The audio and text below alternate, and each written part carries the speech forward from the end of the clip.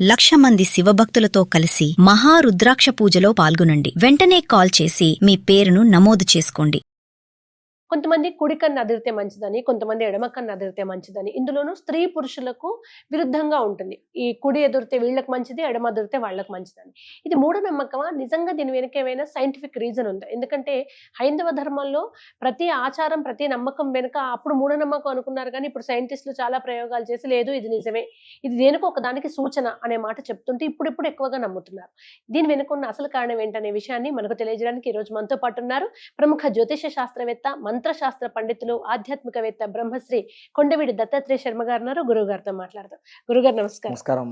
గురుగారు, కుడి కన్ను ఎడమ కన్ను ఇది శుభ అశుభ ఫలితాలకు సూచనగా మనం కొన్ని ఏళ్లుగా నమ్ముతున్నాం కదా. ఈ జనరేషన్ దీనికి సైంటిఫిక్ రీజన్ కావాలి, ఇది నిజమా అబద్ధమా అంటున్నారు. అసలు ఎందుకు శాస్త్రం ఈ విషయాన్ని చెప్పి? మనకి శాకున శాస్త్రం అనేది అనేక రకమైనటువంటి శాస్త్రాలు, మహాశాస్త్రాలు ఉన్నాయి, ఉపశాస్త్రాలు ఉన్నాయి. శాకున శాస్త్రం అనేటువంటి శాస్త్రం. ఈ శాకున శాస్త్రం అనేటటువంటిది ఆచారాన్ని ఎక్కువ ప్రతిపాదన చేస్తుంది. దీనికంటూ ప్రత్యేకమైనటువంటి ప్రమాణం అంటూ ఏది ఉండదు. ఎవరైతే పెద్దలు అనుభవించి సూచిస్తారో అదే ప్రమాణం తప్ప శాస్త్ర ప్రమాణం అనేది కాదు. దీన్ని శాకున శాస్త్రం, శకునాల గురించి చెప్పేటటువంటి శాకున శాస్త్రం. దీనిలో కుడి కన్ను ఎడమ కన్ను. శరీరంలో మనం ప్రతి మనిషికి కూడా, ఈ సృష్టిలో ఉన్న ప్రతి జీవికి కూడా పరమేశ్వరుడికి 3 కళ్ళు ఉంటాయి, అమ్మవారికి 3 కళ్ళు, గణపతికి 3 కళ్ళు. ఇంకా 3 కళ్ళు ఉన్నటువంటి వాళ్ళు ఎవరూ లేరు. కానీ అందరికీ ఉంటాయి, మనుషులకు కూడా ఉంటాయి. మనకి కళ్ళుండే ప్రదేశం ఏంటి? ముఖం. 3 కళ్ళు అంటే 3వ కన్ను ఎక్కడ ఉంటుందంటే ఆజ్ఞాచక్రంలో ఉంటుంది. ఇక్కడ మనం బొట్టు పెట్టుకుంటాం కదా, ఆ ప్రదేశంలో. మనం చేసేటటువంటి పూజలు, యజ్ఞయాగాలు, ఆధ్యాత్మిక చింతన, మన యొక్క పుణ్యఫలం అంతా కూడా చాలా మంది వాళ్ళ యొక్క దివ్య దృష్టి కలుగుతూ ఈ శరీరాన్ని అంటుపెట్టుకుని ఉంటుంది. పాపం ఎంతగా అంటుపెట్టుకుని ఉంటుందో మనం చేసిన పుణ్యం కూడా మన శరీరాన్ని అంటుపెట్టుకుని, మనం చేసినటువంటి పుణ్యం అంతా కూడా ఆజ్ఞాచక్రంలో ఉంటుంది. ఆ ఆజ్ఞాచక్రంలో ఉండి 6th సెన్స్ రూపంలో ఏదైనా ఒక ప్రమాదమో, ఒక శుభమో లేదా ఒక అశుభమో ప్రాప్తించేటప్పుడు మనకి ఆలోచనా శక్తి అంటే మన మెదడుకి ఈ ఆజ్ఞాచక్రం ఆ శక్తిని ఆలోచన అంటే మెదడుకు చేరుస్తూ కొన్ని మెదడుకు చేరుస్తూ కొన్ని కళ్ళకు చేరుస్తూ ఆజ్ఞాచక్రం. ఇది ఏమిటి అంటే పురుషుడు స్త్రీ. పురుషుడు ఈశ్వర స్వరూపం, స్త్రీ అమ్మవారి స్వరూపం. ఇక్కడ మనం అలా అర్థం చేసుకోవాలి. ఎప్పుడే ఎవరైనా సరే ప్రకృతి పురుషుడు, పురుషుడు ఈశ్వరుడు, స్త్రీ అమ్మవారి స్వరూపం. వీళ్ళిద్దరూ కూడా ఏకీకృతమైన రూపం అర్ధనారీశ్వర రూపం. అప్పుడు ఏమవుతుంది? కుడి కన్ను ఎడమ కన్ను కదా. ఈ ఏదైతే ఆజ్ఞాచక్రం ఉందో శుభాన్ని కుడి కన్నుకి, మగవారికి అయితే, ఎందుకంటే పురుష రూపం అంతా కూడా దక్షిణం, ఇటువైపు కుడివైపు ఉంటుంది కాబట్టి కుడి కన్నుకి, అశుభాన్ని ఎడమ కన్నుకి కూడా అది సూచిస్తూ ఉంటుంది. కన్ను కొట్టుకోవటం వేరు, కన్ను అదరడం వేరు. అంటే కొంత ఇప్పుడు ఉపవాసాలు ఉండేవాళ్ళు, అలాంటి వాళ్ళు కాస్త వీక్నెస్ వల్ల కూడా అది ఉంటుంది.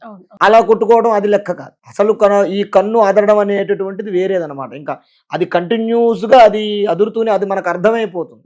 ఇది రెగ్యులర్ గా వచ్చేది కాదు, ఇన్రెగ్యులర్ అని అర్థమైపోతుంది. అలా ఈ ఆజ్ఞాచక్రంలో ఉన్నటువంటి యొక్క దివ్య దృష్టి యొక్క పూర్వపుణ్యం, పూజ, మనం చేసినటువంటి శక్తి ఏదైతే ఉందో ఆ శక్తి మంచి చెడులను గుర్తించి ఒక సూచనగా, ఒరే నీకు మంచి జరగబోతోంది లేదా చెడు జరగబోతుంది, ఒక సూచనగా అది పంపిస్తుంది. శరీరం ఉంది, ఇప్పుడు చాలా మంది, ఇప్పుడు గుండె ఉందనుకోండి, గుండె రక్త ప్రసారం శరీరం అంతా కూడా ఎలాగైతే ప్రసరింపజేస్తూ ఉంటుందో అలాగే మెదడు యొక్క ఆలోచనల్ని, ప్రతి మెదడు యొక్క నరాలు ప్రతి శరీరంలో అందరికీ కూడా, ఇప్పుడు మెదడు ఈ చెయ్యి నువ్వు లే అంటేనే ఈ చెయ్యి లేస్తుంది, ఈ కాలు నువ్వు లే అంటే అది మెదడు ఎలాగైతే చెప్తుందో ఈ ఆజ్ఞాచక్రం ఈ కళ్ళకి, ఈ 2 నాసికలకి సూచిస్తుంది.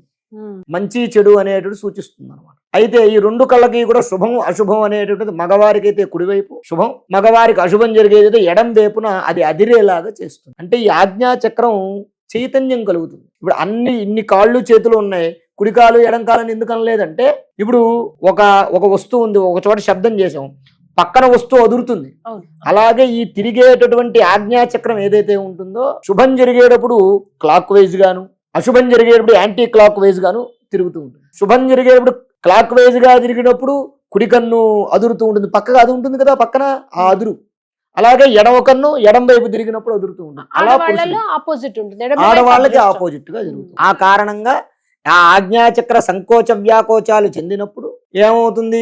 శుభమైతే కుడి కన్ను, అశుభం అయితే ఎడమ కన్నుగా భావించి మనం దాన్ని ఏదో రాగబోతుందని జాగ్రత్త పడాలి. కానీ వెంటనే ఈ సూచన రాగానే భయం అవుతుంది గురువు గారు. సరే ఏం జరగబోతుందో మన చేతిలో ఉండదు, కానీ అట్లీస్ట్ ఆ నష్టాన్ని కొంచెం తగ్గించుకోవడం కోసం ఇమీడియట్ గా చేసే ఏవైనా పరిహారాలు? అందుకే ఎప్పుడూ భగవన్నామస్మరణ, నిత్య పూజలు కానివ్వండి, నిత్య భగవదారాధన కానీ చేసేవాడికి ఏ భయం అవసరం లేదు.